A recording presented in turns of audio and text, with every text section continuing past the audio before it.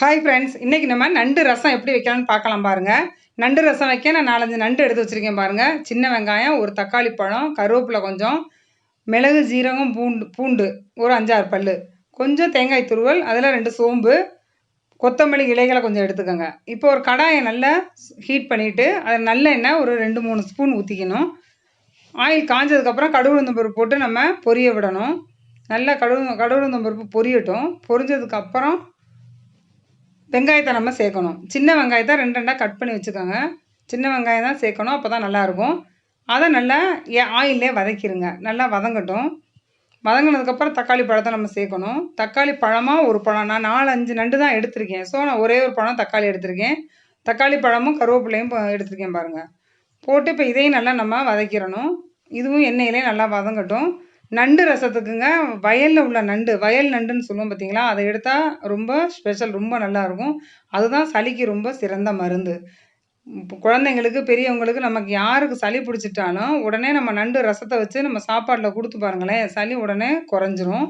அதனால் இனிமேல் நீங்கள் அதை ட்ரை பண்ணுங்கள். இப்போ பாருங்கள், தக்காளி வெங்காயம் வதங்கினதுக்கப்புறம் இந்த மிளகு, ஜீரகம், பூண்டை நம்ம நல்லா நுணுக்கிட்டு போடணும்.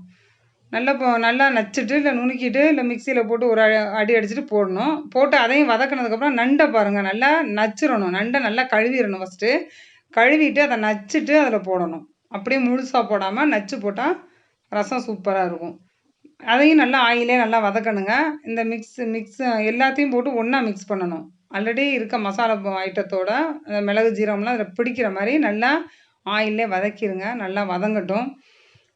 வதங்கினதுக்கப்புறம் நம்ம புளியெல்லாம் சேர்க்கக்கூடாது. தக்காளி பழம் தான் இதுக்கு புளிப்புக்கு. நார்மலாக உள்ள ரசத்துக்கு நம்ம புளி சேர்ப்போம். நம்ம நண்டு ரசத்துக்கு புளி சேர்க்கக்கூடாது. தக்காளி பழம் மட்டும்தான் புளிப்புக்கு. பாருங்கள், மஞ்சள் தூள் கொஞ்சம் போட்டுக்குங்க.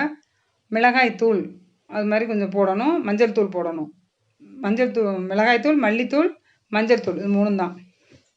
2 ஸ்பூன் மிளகாய் தூள் போட்டிருக்கேன் பாருங்கள். 1 ஸ்பூன் மல்லித்தூள் போட்டால் போதும்.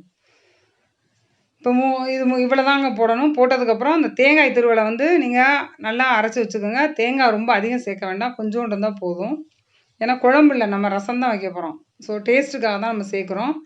கொஞ்சம் தேங்காய் துருவலை சோம்பு போட்டு அரைச்சி அதையும் ஊற்றிட்டு தேவையான அளவு வாட்டர் நம்ம அதில் ஆட் பண்ணணும். நண்டுக்கு தகுந்த மாதிரி வாட்டரை ஊற்றிக்கோங்க. நான் ஒரு 4-5 நண்டு தான் எடுத்திருக்கேன். உங்கள் வீட்டில் உள்ள மெம்பர்ஸ் தகுந்த மாதிரி நீங்கள் நண்டு நிறையா வாங்கினீங்கன்னா நிறையா வாட்டர் சேர்த்துக்கலாம். இவ்வளோ தாங்க. இதை நல்லா மூடியை போட்டு மூடி கொதிக்க விட்டு எடுத்தோம்னா நமக்கு நண்டு ரசம் ரெடி ஆயிரும். இப்போ நல்லா எல்லாத்தையும் மிக்ஸ் பண்ணிக்கோங்க. மிக்ஸ் பண்ணதுக்கப்புறம் நமக்கு தேவையான அளவு சால்ட்டு போட்டுக்கோங்க. சால்ட் எப்போதும் கம்மியாகவே நீங்கள் யூஸ் பண்ணுங்கள், அதான் ஹெல்த்துக்கு ரொம்பவே நல்லது. டேஸ்ட் வேணுங்கிறதுக்காக சால்ட் அதிகம் சேர்க்க வேண்டாம். இப்போ ஒரு மூடியை போட்டு நல்லா மூடிட்டு நல்லா கொதிக்கட்டுங்க. நார்மலாக உள்ள ரசத்தை நம்ம கொதிக்க விட மாட்டோம், ஆனால் நண்டு ரசத்தை கண்டிப்பாக கொதிக்க விடணும். ஏன்னா மிளகாய், மல்லித்தூள்லாம் நம்ம சேர்க்கறதுனால அந்த ஸ்மெல்லெல்லாம் போகணும். நல்லா கொதிச்சிடட்டும்.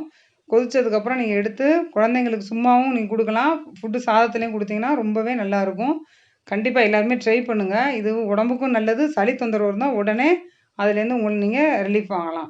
வீடியோ பிடிச்சிருந்துச்சுன்னா லைக் பண்ணுங்கள், ஷேர் பண்ணுங்கள். மறக்காமல் நம்ம அபிநயா பியூட்டி சேனலை சப்ஸ்கிரைப் பண்ணுங்கள். லாஸ்ட்டாக கொஞ்சம் மல்லி தழை, கொத்தமல்லி தழைகளை தூவி இறக்கி வச்சுருங்க. தேங்க்ஸ் ஃபார் வாட்சிங்.